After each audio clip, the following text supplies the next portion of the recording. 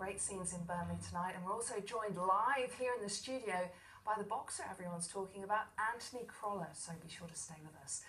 First though, the city going to war against sugary drinks.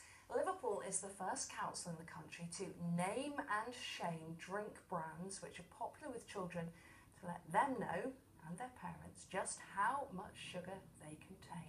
The city's tackling alarming levels of dental problems. Around 2,000 children in Liverpool will have had at least one tooth taken out by the age of 5. More than a third will suffer tooth decay, and it's thought children in the city will consume, on average, more than their body weight in sugar every year. That's equal to more than 5,500 sugar cubes. The council's also worried that sugary drinks are adding to childhood obesity. 1 in 4 primary school children in Liverpool is overweight, and nearly 40% of secondary school pupils. We'll hear a point of view critical of anti-sugar campaigns in just a moment after this report from our correspondent Mel Barr. It's a hard-hitting campaign that's aim is to name and shame. Liverpool today becoming the first council in the UK to warn against what health experts say are unbelievable amounts of sugar in well-known drinks.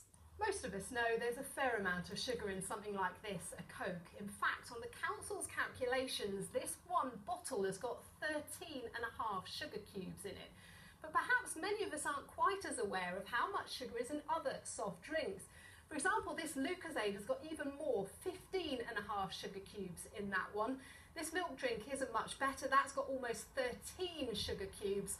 And this orange juice you'd think might be healthy, but in fact it's got the equivalent of 7.5 sugar cubes. And this flavoured water has got almost 6. And what we're going to do is we're going to give this tooth a really big clean.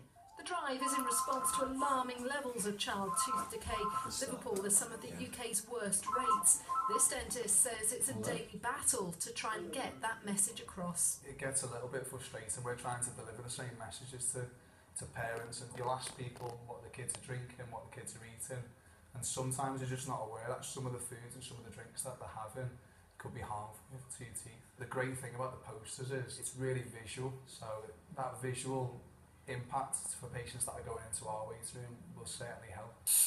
I think you know as a parent that sugary drinks are sugary, but I don't think you anticipate that it's actually contains that much sugar. The Lucozade, for example, has got 15.5 sugar cubes. 15.5? That's a lot, that is a lot. I don't give the youngest baby a juice, I've just got to start her on water and that's all she's going to have. Whereas with Daisy, she did have juice quite young, so she's kind of always carries on with that. I think it's great as a council that they're starting to do that, because education is the key. But also I think it should be on the packaging. It should be how many spoonfuls, and it shows what spoonfuls it is. These posters will be displayed in GP surgeries, children's centres and hospitals. Public health bosses hoping their tough tactics will drive down sales of the drinks. I think it's urgent, we need to take action now. If we know that something is preventable, we need to do something about it now. And the levels of damage that we're seeing is showing that we really do need to do something before we get to a point where actually it is too little and too late to do anything.